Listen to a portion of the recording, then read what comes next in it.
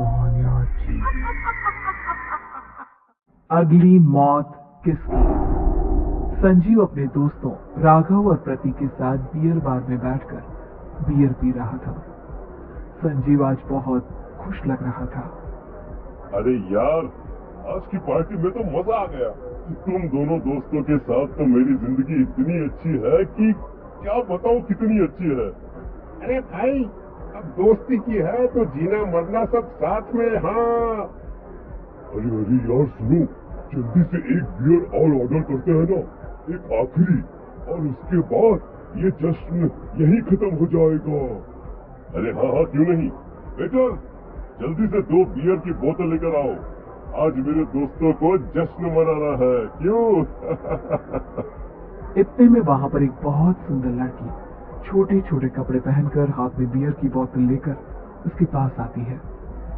ये लीजिए, आपने बियर ऑर्डर की थी ना, मैं लेकर आ गई। क्या बात है यार, इस बार की वेटर तो बड़ी सुंदर है। अब बियर लेकर आई हो तो अपने हाथों से ही पिला दो ना। हाँ हाँ, क्यों नहीं, जैसा आप बोलोगे मैं वैसा ही करूंगी। क्या बात है यार, अब तो लगता है रोज यही आना पड़ेगा। उसके बाद वो लड़की उन तीनों को बियर सर्व कर देती है।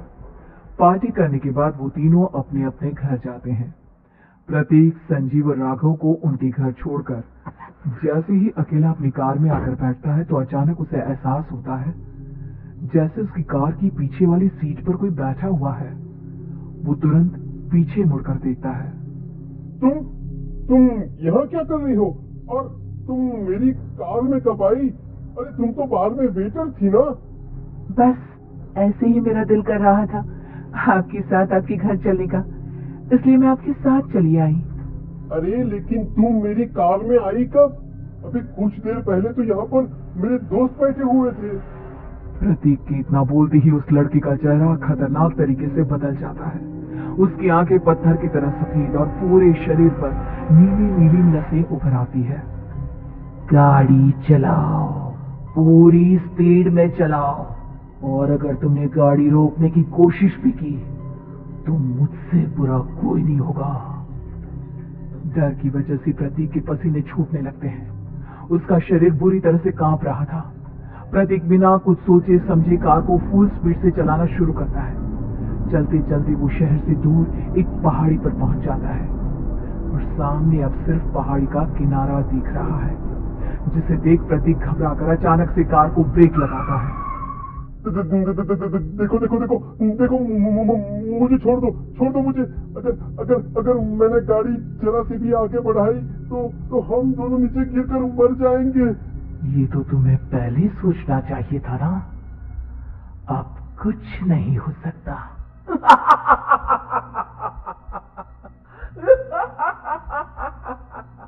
छोड़ दो मुझे। नहीं नहीं, प्लीज मुझे छोड़ दो। प्लीज प्लीज मुझे जाने दो, छोड़ दो मुझे। गाड़ी आगे बढ़ाओ। और तभी अचानक से बिना प्रतीक के स्टार्ट किए उनकी कार आगे बढ़ती है और गहरी खाई में गिर जाती है। उसकी चीखने की आवाज चारों तरफ सुनाई देती है।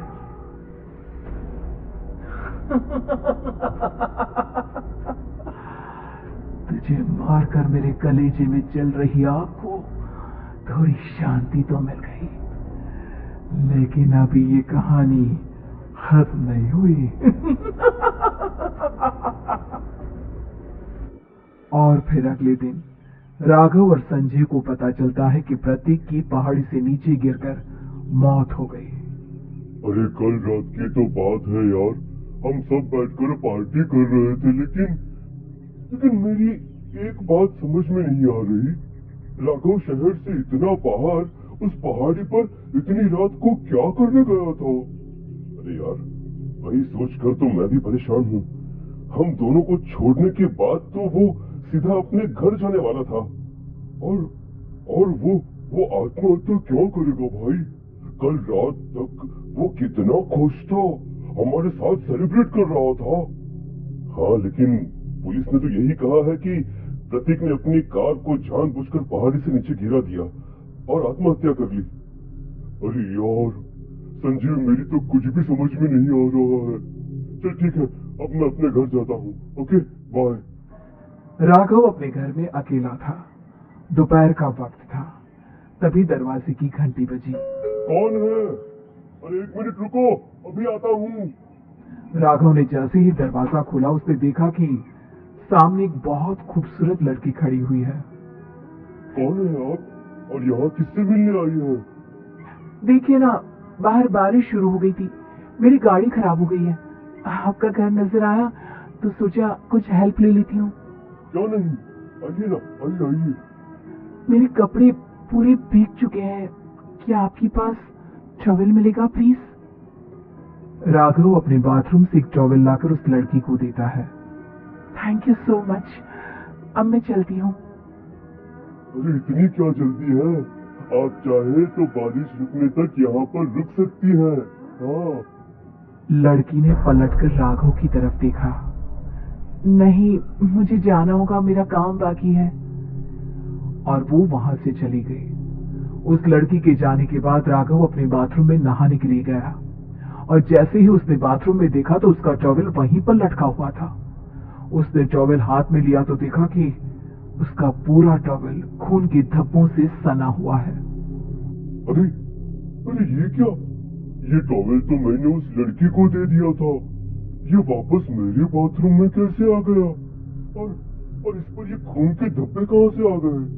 राघव ने आईने में देखा तो उसकी गर्दन पर एक बड़ा सा चाकू का कट लगा हुआ था जिससे खून बह रहा था, जिसे देख राघव के होश उड़ गए।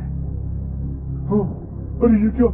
मेरी गर्दन इतनी ज्यादा कटी हुई है और मुझे दर्द भी नहीं हो रहा है। ये क्या हो रहा है मेरे साथ? राघव घबराकर बाथरूम से बाहर आया और अपना मोबाइल उठाकर उसने संजीव को फोन लगाया। संजीव जल्दी से मेरे पास आ जाओ।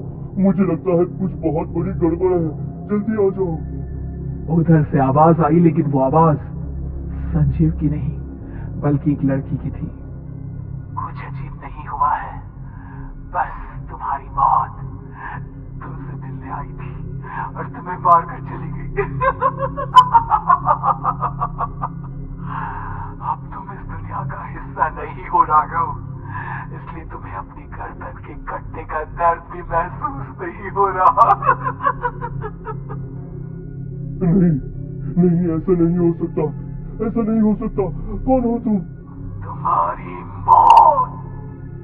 अब संजीव के पास खबर पहुंचती है कि राघव ने अपने ही घर में चाकू से गर्दन काटकर आत्महत्या कर ली। ये सुनने के बाद संजीव के होश उड़ गए। वो पसीने से तरबतर हो गया और एक अनजाना डर अब उसके दिल को सताने लगा। संजीव के साथ ही उसका एक छोटा भाई राजीव भी रहा करता था। अपने भाई को इस तरह परेशान देखकर राजीव उसके पास आया। अरे भैया, क्या हुआ भैया? आप इतने घबराए हुए क्यों लग रहे हैं? प्रतीक और राघव की मौत, मेरा मतलब मेरी कुछ समझ में नहीं आ रहा भाई। अचानक से मेरे दोनों दोस्तों ने आत्महत्या क्यों कर ली? अरे वो तो मेरी भी समझ में नहीं आ रहा है भैया। हाँ, हो सकता है कि कोई परेशानी होगी और इसीलिए उन्होंने ऐसा किया होगा। हाँ, लेकिन दोनों की जिंदगी में एक साथ परेशानी और दोनों का इतनी खतरनाक तरीके से आत्महत्या करना, कहीं ऐसा तो नहीं मैं भी मर जाऊंगा? अरे आप ऐसी बातें क्यों कर रहे हैं भैया? वैसे ही मैं इतना परेशान हूँ। जब से अंजलि ने मेरा साथ छोड़ा है तब से सब कुछ बहुत अजीब सा हो गया है। रोज रात को डरावने सपने आते हैं।